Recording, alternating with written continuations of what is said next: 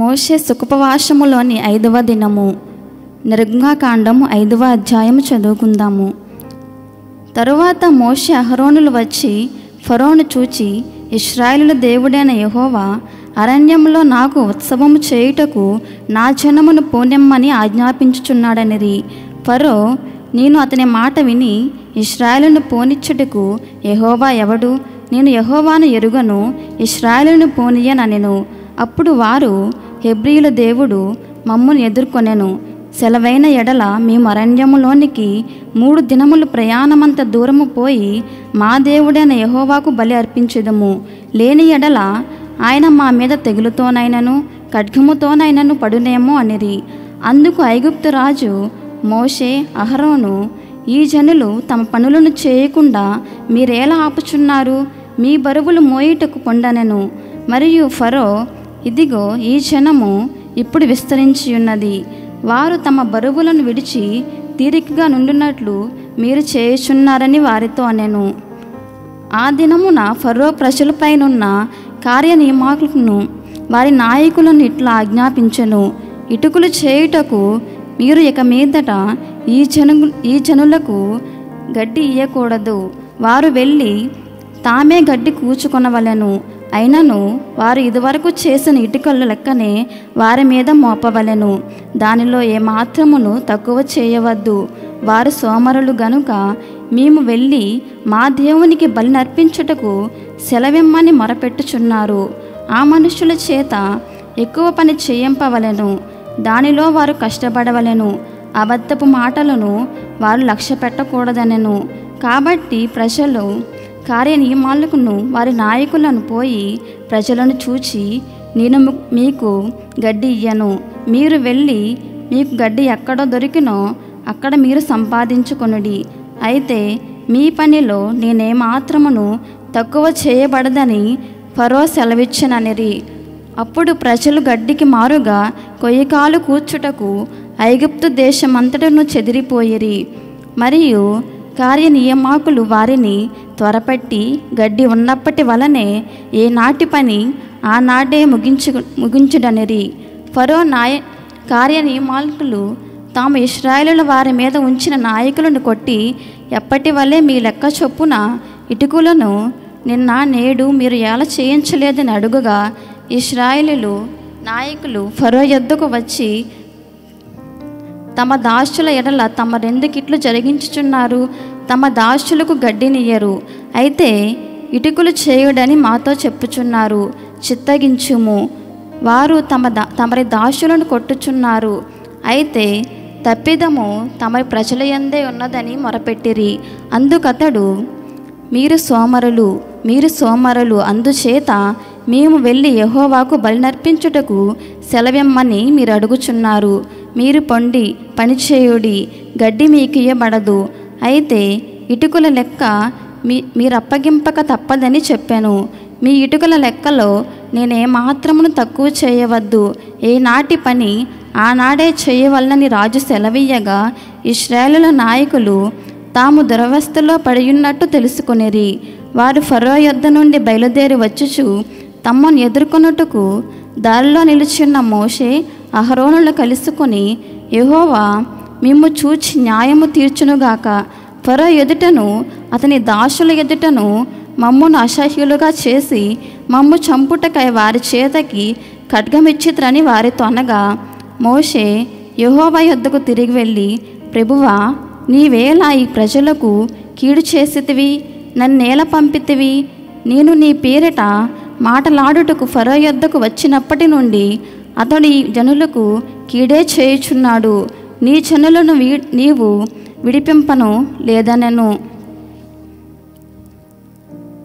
ప్రార్థన చేసుకుందాము. తండ్రి, నీ ఏర్పాటు పిల్లల విషయమైన నీ అనంత ఉద్దేశములకు అనంత స్తోత్రములు. మమ్మను నీ మార్గములలో వర్ధిల్లు చేయుటకు నీవు అన్ని స్థితిగతులను మార్చి అనుభవింపచేసి అన్నింటిలోనూ నిన్ను మహిమపరచువారిగా నిలబెట్టుదువు గనుక నీవు మాకు ఏర్పరిచిన సిద్ధబాటును అందుకొనుటకు నీ వాక్య వర్తమానమిమ్మని వేడుకొనుచున్నాము. ఆమెన్. ఇశ్రాయేలుల సిద్ధపాటు గురించి చర్చించుకుందాము. నిర్గమాకాండము 2వ అధ్యాయము 23 నుంచి 25 వరకు. ఒక దొరగారు ఒక పాత పల్లకిని 2 తాటి గుంజులు కట్టుకొని అందులో పరుండి తెల్లవారు లేచి సువార్త ప్రకటించెను. అప్పుడు కలెక్టర్ గారు వారిని తన బంగ్లాకు తీసుకొని వెళ్ళి, మీరు చావడానికి వచ్చారా, బ్రతకడానికి వచ్చారా అని ఆ దొరగారిని అడిగిరి. ఆ ప్రాంతంలోని పరిస్థితులు అంత కఠినమైనవి. మరి పొదలో మోషేతో దేవుడు పద అన్నాడు. అప్పుడు మోషేకు వధ జ్ఞాపకము వచ్చెను. తాను చంపిన ఐగుప్తుని కథ జ్ఞాపకము వచ్చెను. అప్పుడు నేను మీ తండ్రి దేవుడనే అని దేవుడు మోషేతో తన్ను జ్ఞాపకము చేసుకొనెను.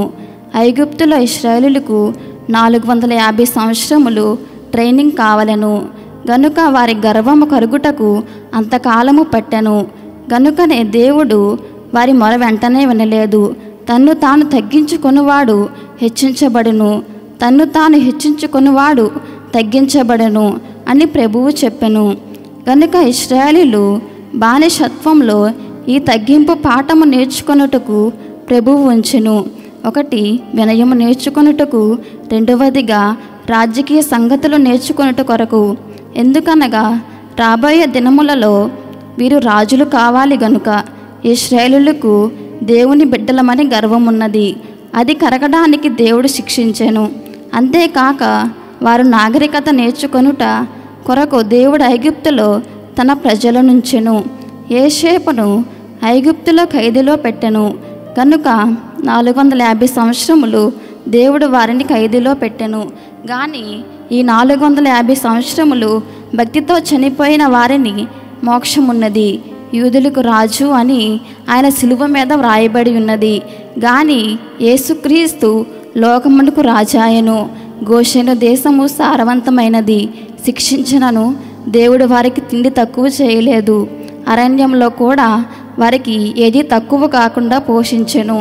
ఐగుప్తీల వల్ల దెబ్బలు తినట, కష్టమైన పని చేయుట ఇశ్రాయేలుకు భారమై ఉన్నది. కానీ తిండి తక్కువ కాలేదు. అబ్రహాము విశ్వాసి, ఇస్సాకు శాంతిపరుడు, యాకోబు శ్రమానుభవశాలి. వీరి పేర్లు మోషే జ్ఞాపకం ఉంచుకొనెను. మోషేను ఫరో కుమార్తె నీళ్ళలో నుండి తీసిన గనుక మోషే అని పేరు వచ్చెను. మోషేను దేవుడు అడవిలో నుండి తీసి ఐగుప్తునికి పంపెను. నేనెన్నటికీ ఐగుప్తు వెళ్ళను, ఫరో నన్ను చంపును అనుకున్న మోషేను దేవుడు నీవు వెళ్ళవలెను, నేను నిన్ను ఏర్పరిచినానెను. యోసేపు ఉన్నంత వరకు ఇశ్రాయేలు ఐగుప్తులో క్షేమం అనుభవించిరి. ఏలియనన గోషెను సారవంతమైన పచ్చగల దేశమై ఉండెను. ఈ హేతువు చేతనే ఆ జనులు వారి నివాస స్థానమైన ఈ దేశమును విడవని అభిప్రాయము లేకుండిరి.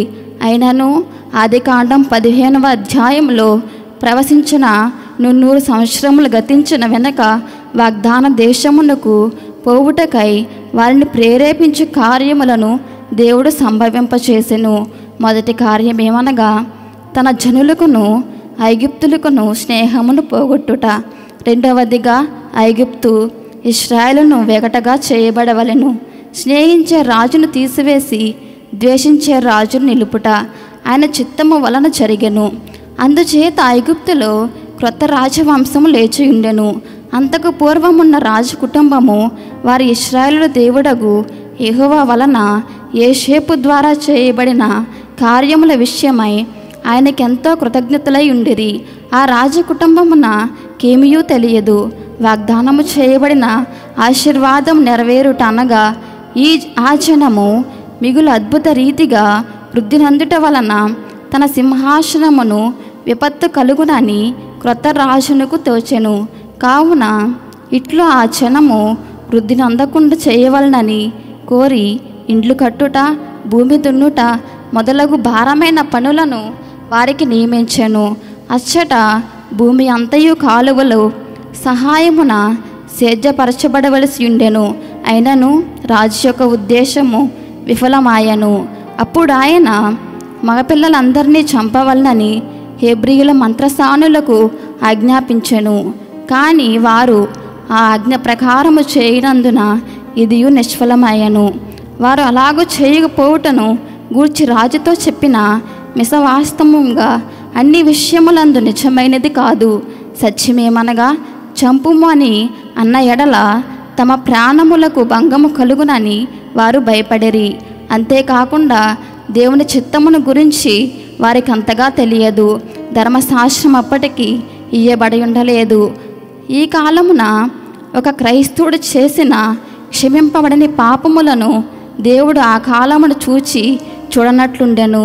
దేవుడు వారి అబద్ధములను గూర్చి వారిని శిక్షింపక ఆయన ఎడల వారికి భయమును గూర్చి వారికి మేలు చేసెను. అప్పుడు ఆ రాజు కఠినమైన ఆజ్ఞలను నిశ్చయించెను. ఇది వరకు మంత్రసానులకిచ్చిన ఆజ్ఞ ఇప్పుడు తన ఉద్యోగస్తులందరికీ ఇచ్చెను. ఇట్లు ఆ జనుల వృద్ధికి ఆపద కలిగెను. మరియు తాముండిన చోట ఇదివరకు తమకుండిన నెమ్మది ఇచ్చుకైనా లేకుండానంట్లు మనము సులభముగా గ్రహించవచ్చెను. నిర్గమకాండము 2వ అధ్యాయము 23వ వచనము నుండి 25వ వచనములలో ఆ జనులు వెట్టి పనుల వలన నిట్టూర్పు విడిచి మొరపెట్టినట్లును వారి మూలుగు దేవుడు వినినట్టుగా కనబడుచున్నది.